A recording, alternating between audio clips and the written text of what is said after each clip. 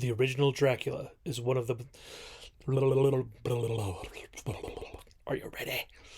Are you ready for some blah blah blah? Blah blah blah.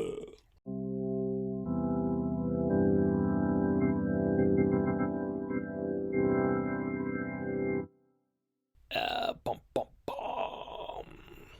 Bum bum bum. Bum bum bum. No, that's not the universal theme. I won't sing it anyway.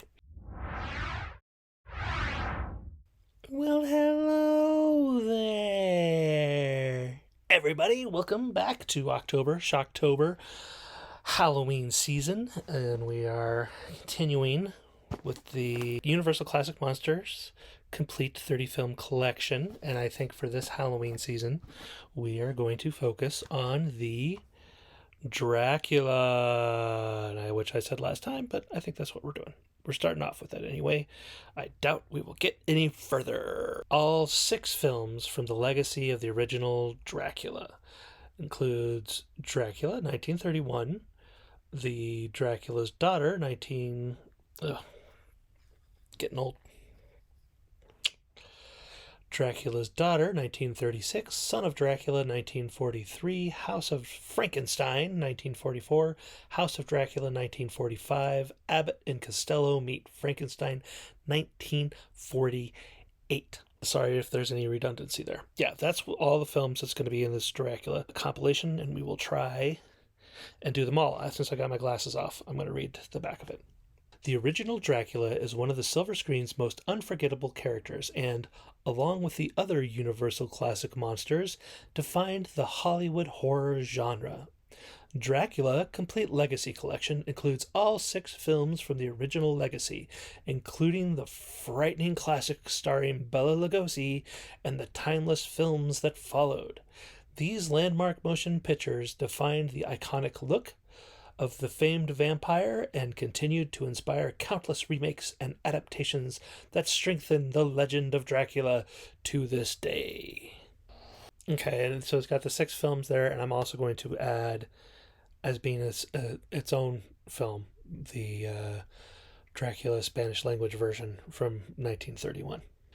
They list it as it being a special feature. I'm going to say it's its own movie that we will cover separately. So, in the other video I did when I was reading this, I was kind of surprised that certain things like House of Frankenstein and Abbott Costello Meet Frankenstein were on there. Even though it does make sense, if you've got Bela Lugosi as Dracula, you want both of the movies that he's Dracula in. Mainly because my confusion was from the DVD box set. Okay, turned the brightness down on my monitor. We'll see if that affects the reflection. It does a little bit. Okay, so I had the DVD Legacy Collection, which only had Dracula, the Spanish language Dracula, Dracula's Daughter, Son of Dracula, and House of Dracula. So basically only the movies that have the name Dracula in it. It's a pretty nice selection. I like this side. I'll go ahead and show it off real quick here. Little slip case there. Shows off Bela Lugosi Dracula. And then, shows the disc 1 and then disc 2 and all the different movies there. There are far more things worse than death. Nope, there are far more things worse. There are far worse things awaiting man than death. Count Dracula. Quote it. Quote Count Dracula. And they all came like that. I might show them all when I do their respective legacy. Excuse me. The Complete Legacy Collection. Dracula, the Complete Legacy Collection. So the reason in this one they have all of the movies that the character Dracula stars in. So House of Frankenstein and Abbott Costello Meet Frankenstein. But there, you see, wrong side. You see Bela Lugosi, and then there's the daughter of Frankenstein, and then I'm guessing the son of Frankenstein. Did I say Frankenstein? I meant Dracula. Son of Dracula there. House of Frankenstein, House of Dracula, and there he is trying to mesmerize Mr. Costello, one of my favorite. Here at the collection and everyone in the household, it's one of our favorites, I think. Anyway, the inside, it just, gives all the pertinent information on there, and then you got Dracula. Now, you notice it is different from the DVD Legacy Collection, but I remember seeing this disc, so I think I had Dracula by itself when it got first released on DVD. I think they just released Dracula, the Mummy, Frankenstein, obviously, probably Bride Frankenstein too, also, and then the Wolfman. I'm gonna bet, I bet they did Invisible Man and Phantom of the Opera. Well, I know they did Phantom of the Opera because I definitely have that. So that's reminiscent of that first DVD disc, I believe. And then you've got the sibling movies, Dracula's Daughter and Son of Dracula. And then you've got the house movies, House of Frankenstein and House of Dracula. And then rounding it all off with Abbott Costello Meet Frankenstein. All right. So that's what this collection has. And that's why I was confused in the first video if you watched it. If not, go check it out and watch how befuddled and amused I am by that fact. So I watched the original 1931 Dracula. We watched it with the Philip Glass score, alternate Dracula score by Philip Glass, which I believe was specially made for this DVD. I'm not sure if that's true or not. Philip Glass's brilliant new score to Dracula, performed by the Kronos Quartet on an alternate audio track, enhances the original film. And it does, because 1931 sound in film was relatively new. And it was felt by movie companies, the producers, whoever was in charge, that people would be confused if there was no source to the music in the actual video. So like you get music during the opening credits, and then there's a scene in a concert hall and there's music there, and then that's it for the whole movie. No music. Kind of really slows things down not having music. But still, 1931 terrified people, shocked them, which is why it's in Shocktober. It was a huge hit. Spoiler alert, it was a huge hit. Fun fact, Dracula was released on February 14th, 1931, Valentine's Day. I believe they used that in some of the advertising. I think in some of the advertising it was the strangest love story ever told. So I love Bela Lugosi's performance in it. He's the iconic Dracula. If most people think about Dracula, they think about either him, Gary Oldman from Bram Stoker's Dracula, or Adam Sandler from Hotel Transylvania. But Adam Sandler is just copying him in every way, because why wouldn't you want to be? If you're going to do Dracula, you have to do the Bela Lugosi. So if you're a fan of the book, I can understand you not liking this movie, because the book and the movie is quite different. This is actually based on the stage play that was based on the novel by Bram Stoker. Bram Stoker? Bram Stoker's Dracula. So I can understand not liking Dracula. I can't understand not liking Dracula. I love this movie. This is great. Although it's, it's the first one. It's the first talking horror movie, I think, ever. I think that's what they said. It might have been just Universal, but I think it was the first talking horror movie ever made, because they say that quite a bit in the special features. I think both commentaries and the info track and the other thing, but I'll talk about special features later. This movie's got Bela Lugosi, double jointed blah, blah, blah. I'm not double jointed, but that's why I can't do the hand like he can do the hand. So Bela Lugosi, in a career-defining, he played the role on Broadway, and still he wasn't their first choice. It's hard to believe watching it now, having 90 years of this guy being Dracula. Who's Dracula? This guy. Not to take away from any other performance, whether it's Christopher Lee or I think it was Christopher Lee, Franklin Gelia, Franklin Franklin Gelia.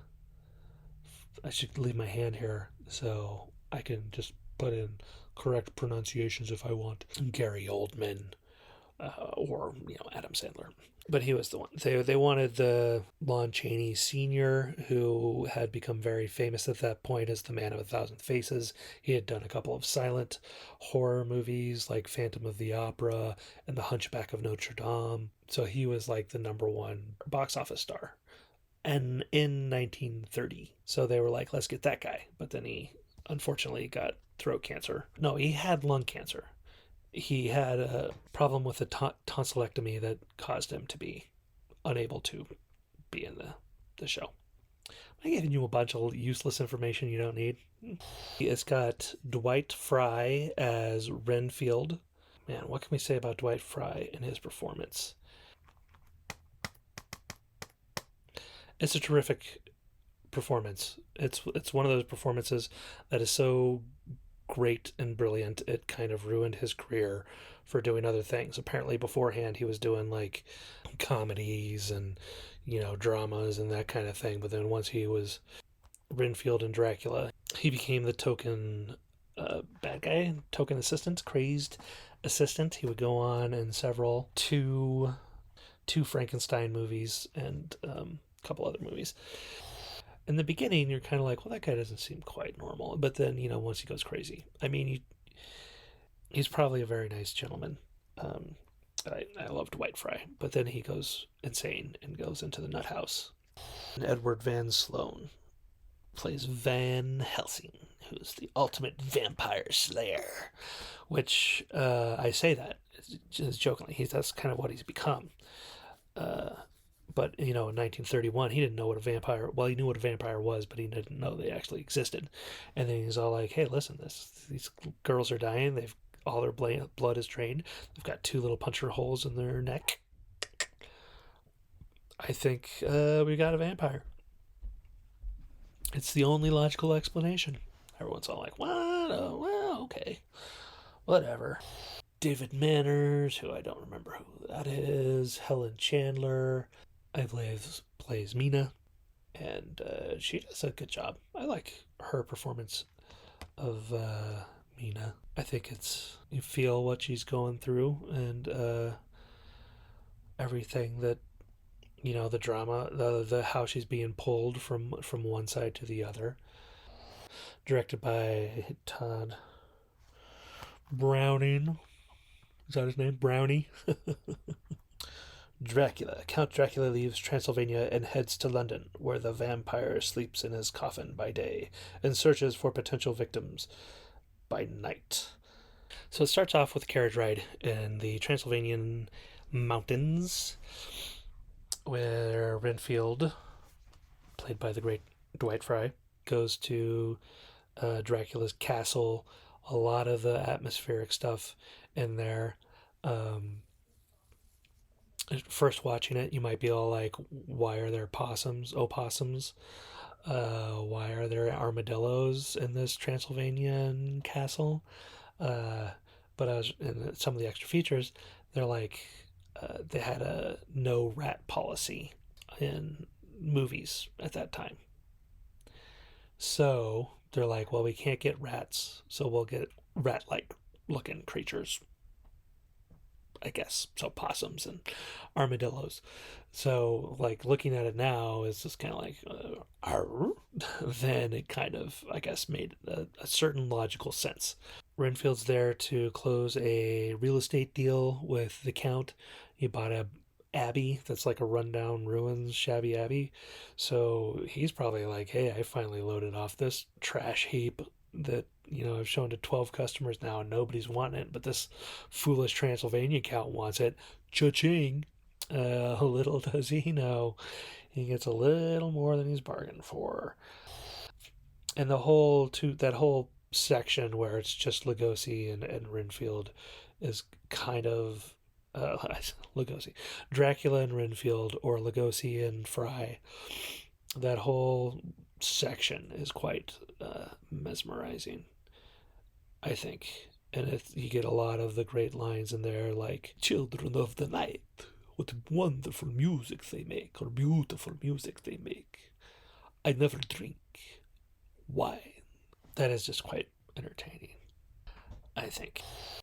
Dracula's brides are in the movie, but they don't do much other than be scarily walk around. I don't think any of them say a word. I don't think they hiss. There's one of them, well, two of them, they have these long trains behind them, and they walk towards Rensfield with the long train, and then Dracula pops up or comes in through the window, and he's like, "No, he's mine," and they're like, back away slowly, and the one walks out of frame first. I don't know about her, but the two walking back, they're like walking back on their trains because, of course, they're not gonna magically move, or they didn't have anybody pulling the trains back as they moved. So they're kind of like stumbling off the camera, and I found that funny, unintentionally funny. Not that I think it takes away. I think because I've seen this movie about, I'm gonna say 10 times. Saw it on VHS, saw it on DVD, saw it on DVD again, watched it. Not every Halloween, but most Halloweens. The month of October to me is the Universal Classic Monster movies. So they leave the castle and they head to London. And then the shipwright is they end the ship and Dracula kills everybody. They find Renfield in there. I think that shipwright is a very interesting story, and I'm kind of surprised nobody has done that yet. And I know we've got this huge story of Dracula to tell, so we're not going to put a lot of focus on that. Hey, Dracula, shipload of people, a boatload of people getting murdered over the course of a sailing, however long it takes to go. I don't know if the North Sea or just the English Channel, or what they're doing. I'm not checking the geographical locations of things. So he makes it to there, and then he takes out a flower girl right away. It's like, I need a snack. Then he goes to the concert and meets the other four main characters, Lucy and Mina and Jonathan Harker and Dr. Stewart. Introduces himself to them, and it's all very aristocratic. And Dr. Stewart's just pretty much straight up boring old guy, even though he's probably my age. And then you've got the three, I don't know if they're supposed to be teenagers or 20 somethings, and they are the typical upper crust, like the stereotypical what you would think of upper crust young people of that time. Like, oh, we don't really care about things, blah blah blah blah blah. Oh, isn't that silly? Kind of thing, where stature is more important than what people say. And then you introduce Dracula in here, and he's just very polite and very charming and very suave. Like, Lucy automatically like, oh, hey, who's this guy? I mean, Mina's engaged with Harker, so she's not necessarily like, they're on their own. They're still thinking they're in some high society movie and not in a horror movie. But Lucy kind of falls for Dracula straight away, and he's rich and smooth, and and charming and whatever. And then, like, as soon as like the music starts off, they all look towards the concert, and then he just gets his he doesn't have a vampire face. There's no makeup or transformation in this movie. I'm 97% sure there's no fangs in this movie. I could be wrong, because they're, fangs and vampires are so inherent that whether they're actually there or not, you just assume that they're there. And I'm like, I don't think they ever showed him with fangs, but I could there very well be wrong about that. And it's hard to remember because it's so inherent. And as soon as they turn, he turns from Mr. Suave and Sophisticated into the vampire who's like, oh, I'm going to eat you all up and drain you dry because you're just a couple of upper crust schmucks who probably they don't deserve it. I wouldn't say they deserve it, but they're so out of touch with anything other than their own little existence that I could see Dracula like being enjoying it. So like the next thing he does, like that night, he goes to Lucy's bedroom. There's a nice scene. I'm not going to say the bat effects are great. It's obviously a fake bat on wires. I don't think you see the wires. I could be wrong. Anyway, so he kills Lucy, and then we introduce Sloan, Van Helsing. Van Helsing. He's like, well, yeah, it takes him 2 scenes to figure out that this is a vampire. Dr. Stewart, who is Mina's dad, he runs the sanitarium that they apparently both live at. And they're all at the sanitarium, and there are other crazy people there because you see them at the beginning outside. And then once we go inside with the main cast, we don't see them again. We do see several orderlies and several nurses, and I think 1 maid. But then that's it. Otherwise, it looks like a just a big house in the countryside. We might as well be watching the Philadelphia Story or something if it wasn't for this character in a black cape who keeps showing up and killing ladies. It's just kind of funny. So like Renfield's the only crazy person we see after that opening shot. And he's the only one you really need to see anyway, so there's no need to have like a bustling sanitarium, I think. And it's just like every scene that Dwight Frye and he's just chewing up the scenery, and he's just full tilt in his dramatic interpretation of Renfield, just like Lugosi is full tilt in his dramatic interpretation of Dracula. Like a lot of what you think of Dracula is what Bela Lugosi brings to the table, to the role. Dracula switches his attention to Mina, and he's like dragging Mina along. Like it takes him a couple of nights to take her over. I don't know if that music's going to be in the background the whole time. I just apologize for it. There's nothing I can do about that besides record at a different time. And who's got time for that? Sloan. What's his face? Fancy Pants. Renfield meets Van Helsing, and there's a whole lot of talk, and then like Van Helsing's kind of like, I know what's going on, but I'm not going to say what's going on. I'm just going to pretend what's going on. And here's some wolfsbane. He's like, goes crazy. He's like, you know too much to live, Van Helsing. Anytime the Renfield goes crazy or starts to get upset, or Dr. Seward just goes, now, Renfield. Now. And that, like, prevents him from doing it. And then you got the comedy relief. I had their name, the guys in the white suit. He's, the comedy relief of the thing, him and the maid, basically. And then it turns into this big drama. Mostly put either in Mina's bedroom or in the living room. There's this lovely cat and mouse kind of dancing around what's going on. Dracula comes in and he's like all smooth and suave, and he's like, I'm the top of the food chain here. I am the cat, you guys are the mice, and I'm just playing and toying with you as I torment you or take over one of your kind to become my next bride. So he left his Transylvania brides back at the castle, and now he's collecting some London brides for his broken down abbey.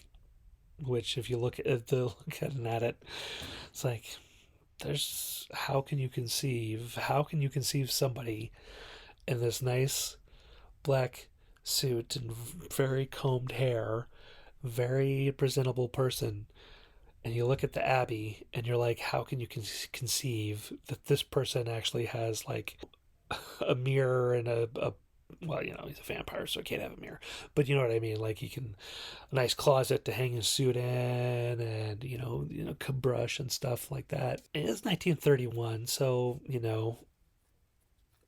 it's not inconceivable to have like an outhouse, but I'd be all like, so where's the kitchen? Where are you going to the bathroom at in this place?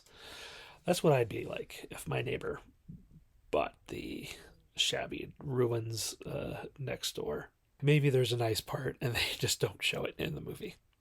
They're like, well, why are you living in the dirty catacombs? They've got a nice 2-bedroom apartment attached to the back. I digress. So, but then, classic vampire motif. Van Helsing notices that Dracula casts no reflection, and then so Van Helsing's turn to toy with Dracula, and he just doesn't come right out and say, "Hey, you're a vampire." He's all like, "This is what I discovered. Maybe you can help me." And he opens up in this mirror, Dracula smacks it down, and he turns it all over. And then he slowly turns back to suave and apologizes to the other gentleman and says that Van Helsing will explain what's going on. I'm going to go ahead and leave. And he does. And they go out, and John Harker goes out, and he's like, "There's a great big wolf going across the lawn." Van Helsing's like, "He did that so he doesn't want us to follow him." I'm like, you know where the guy lives. It's not a mystery. He bought the abbey next door. He's in the abbey next door at daylight. Go over there and kill him. But that doesn't happen. We're solely focused on Mina and keeping her safe. And she's very focused. Not very focused. She's, I'm going to say bipolar. If that's insulting to any bipolar people out there, I apologize. But she's bipolar between, becoming a seductress vampire, and I don't want to become a vampire. Oh, she switches back and forth, and that takes a good chunk of the movie. They also add in that Lucy has become a vampire, and she's like rising from her crypt and going and getting kids, I think is what it is. And there's a scene with, where they actually kind of show her walking around, and then they drop it. That's it. Psh, no more. And that's just kind of a loose thread. There's also a loose thread.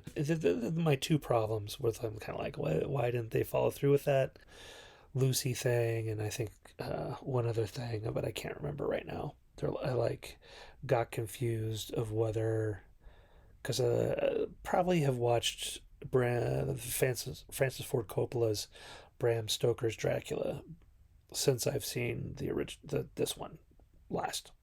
So I kind of had it in my head that they go and hunt down Lucy and kill her. But that's not in the movie. So they just talk about it. Apparently it was supposed to be in the movie, according to commentaries and whatnot, but it was not in the movie. So that's loose thread. And then there's loose thread when Mina is outside meeting with Dracula. The maid comes in and says, "Oh, Mina's fainted on the lawn." And then everyone leaves. Renfield standing and Renfield and the maid in the room together. And then Renfield starts his little laugh. And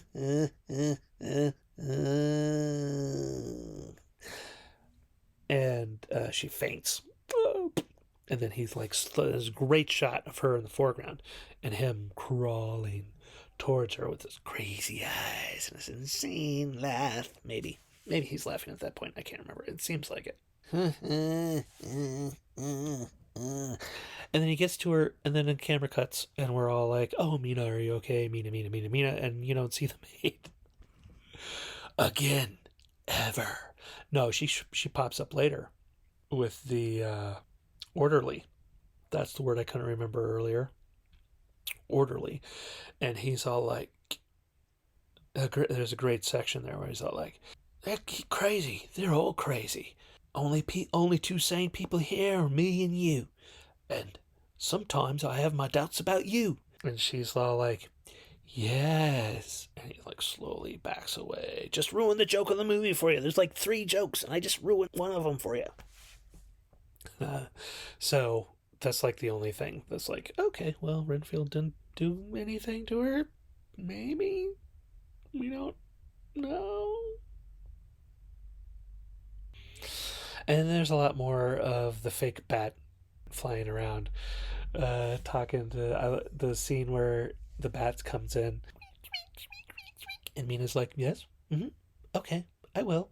And the whole time, Jonathan's like, "Darn bat, get out of here!" And I just find that scene hilarious, and I love it. It's great. Okay, so I'm taking a really long time giving you the whole. You don't need to see the movie because I've just given you the whole plot. Dracula kidnaps Mina, takes him to the Abbey. Renfield's there. The other people, they show up. No, I'm sorry. Van Helsing and Jonathan show up. And Dracula blames Renfield for them showing up. It's like, they never would have found me at my abbey that I told them that I live at and own. They never would have thought to find me here. No, master, no, don't kill me, master. Throw him down the stairs. Crazy stairs. If you are a health and safety person and stairs without railings freak you out, do not watch the end of this movie. Because there is a long spiraling staircase with no railing. And it just really just like stands out in my head. I'm like, that is unsafe. But I guess if you're a flying vampire bat, you really don't care about railings very much. And I guess if your guests fall and break their neck, you can drain them real quick from blood.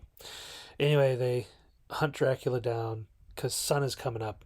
The sun has appeared, so he's gone to his coffin, and they find him in his coffin. And the other scene I find extremely hilarious when you think about it after you've watched it about 30 times, or maybe the first time. I don't know. I'm about to ruin the ending for you here. Spoiler, spoiler, spoiler.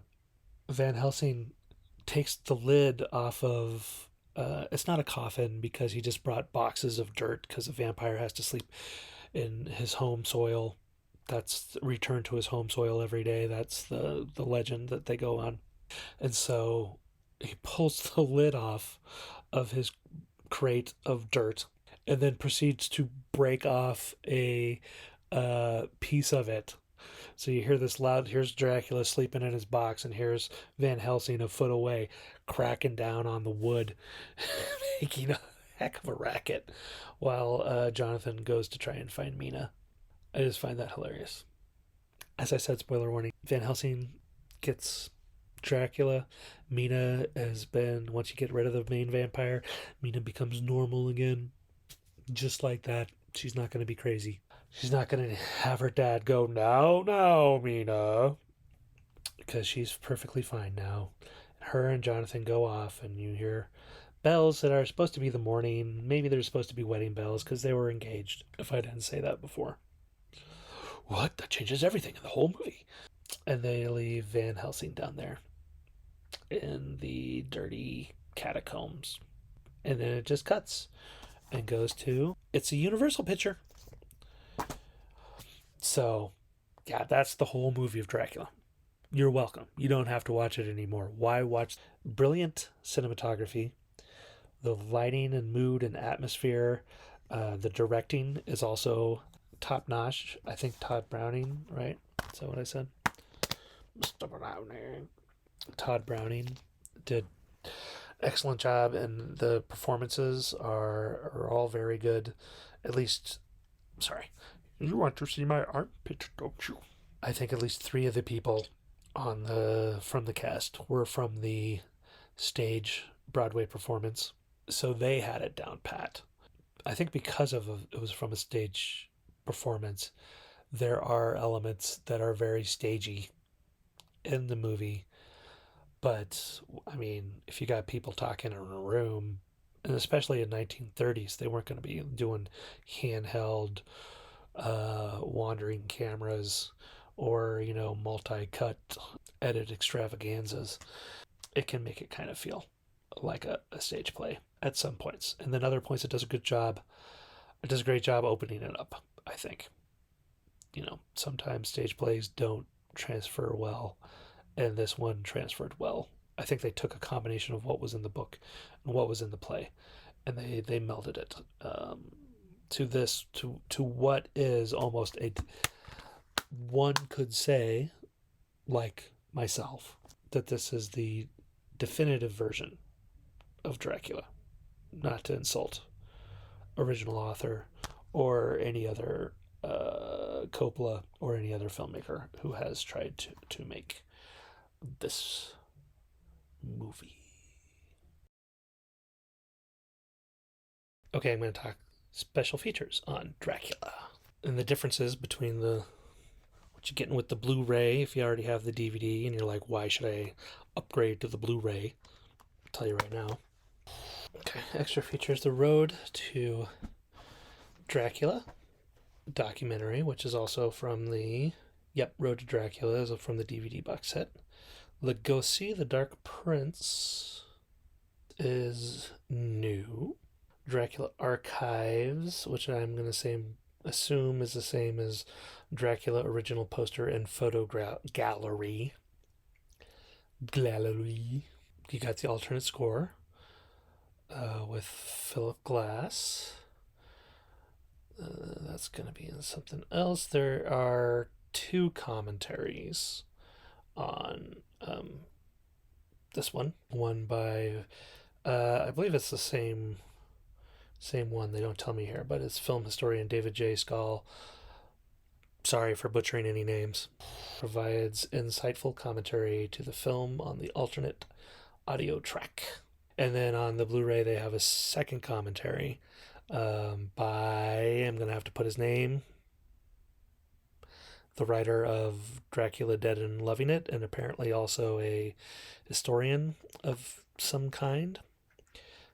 Film historian, I should say. That's the kind he is, a film historian. So, Schall's commentary track is interesting.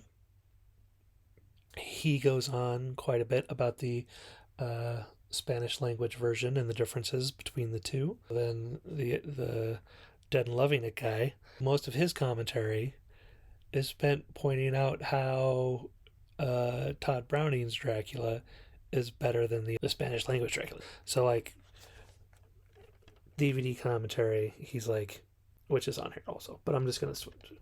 First commentary is like, oh, check out the Spanish language one. It is so interesting, blah, blah, blah. And this guy, in the second commentary track, is like, no. Todd Browning's is the better. Go look at that. I wish he had spent a little less time defending the Spanish language version, mainly because it's on the disc. I can watch it and see if I get my own opinion about it. Or they should have let him do the commentary on the Spanish language version or something. I don't know. There was also on this, and theatrical trailers of the other Dracula movies. All of the Dracula's Daughter, Son of Dracula, and House of Dracula. And like I said, the second version of the 1931 Spanish version of Dracula, which I will go in. That's going to be the next video that we do. There's also a Monster Tracks feature on this one. I don't think it's on this one. It doesn't say anything about it. And it was pretty interesting. After watching the two documentaries, the two, we'll just call them documentaries. They're about 30 minutes each, close to that. After watching the two documentaries and listening to the two commentaries, the Monster Tracks was pretty redundant. There's, only so much original stuff to say about a movie. But the nice thing about it being that you could pick up stuff that you might have missed during like the audio commentaries, or reading something as opposed to listening to somebody talk about it, sometimes you pick up new information, or it just reinforces that information. They have a restoration document featurette on the restoration on this, and they did a really beautiful job on the restoration. I think it looks great, especially the first time watch. Anytime you get a film, a movie, and it looks like you're looking at film through a projector, I personally like that because I was a projectionist for a long time. So I'm like, hey, that looks great. And I think that's it for special features for the first Dracula. And that's Dracula. I think I'm going to stop there. I talked a lot about the plot and stuff that I liked about it, stuff that I found interesting and funny, stuff, the special features. It's going to be another 6 films before we see Mr. Lugosi again as Dracula. We're going to have, next up is the 1931 Spanish version of Dracula. You must watch more. You know you want to watch more. Please. Hey, give us a like. Give us one of those subscribe things. Help me out.